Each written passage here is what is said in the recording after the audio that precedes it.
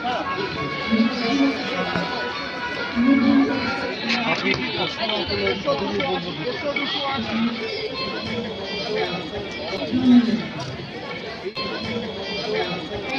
হাত ধরেই এই বইটা কলকাতা বইমেলায় বড় উন্মোচন হলো। উনি মুখার্জি কমিশনের সদস্য ছিলেন এবং উনি নেতাজি নিয়ে বিভিন্ন দেশ ঘুরেছেন, যেটা নেতাজি যেখানে যেখানে ছিলেন এরকম লোক খুব কমই পাওয়া যায়।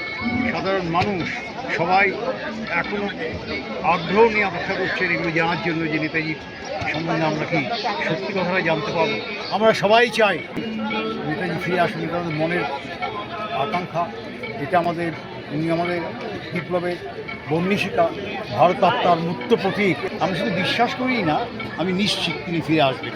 তৃতীয় বিশ্বযুদ্ধকালে তার আগমনের সম্ভাবনা 100% বেশি, এটা উনিও বলেছিলেন রাশিয়াতে গিয়ে বেতার বক্তৃতায়। 1945 সালের পরে বিমান দুর্ঘটনার পরে, তথাকথিত বিমান দুর্ঘটনার পরে উনি রাশিয়ার সাইবেরিয়া গিয়েছিলেন। উনি রাশিয়াতে ছিলেন দীর্ঘদিন, সাইবেরিয়া, ওমস্ক এবং তারপর রাশিয়ার মস্কো থেকে বেতার ভাষণ দিয়েছিলেন 1945 সালের ডিসেম্বর মাসে, 1946 সালের জানুয়ারি মাসে এবং 1946 সালের ফেব্রুয়ারি। 3টি বক্তৃতা তিনি দিয়েছিলেন। তাতে তিনি স্পষ্ট বলেছিলেন, এটা আমাদের কাছে ডকুমেন্ট আছে, সরকারের কাছে ডকুমেন্ট আছে।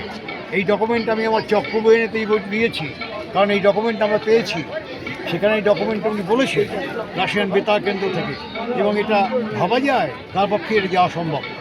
তিনি রাশিয়ান বেতার কেন্দ্রে ভাষণ দিয়েছেন, যেখানে তিনি বলেছেন তিনি ভারতবর্ষে আসবেন।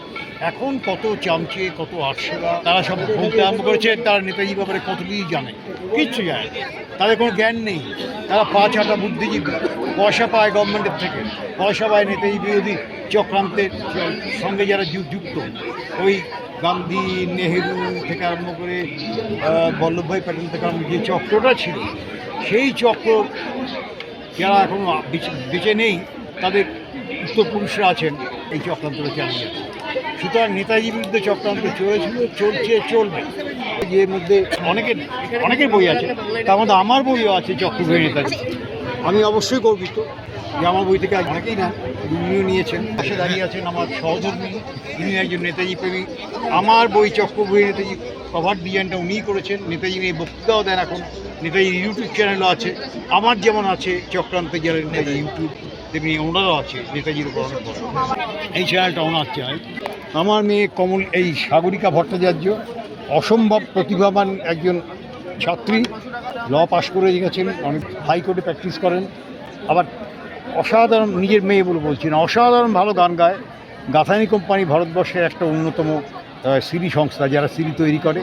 সেই গাথানি সাহেব সিডিটা বিক্রি করে অ্যালবাম, কিন্তু গাথানি সাহেব তারপর মারা গেলেন কিছুদিন আগে।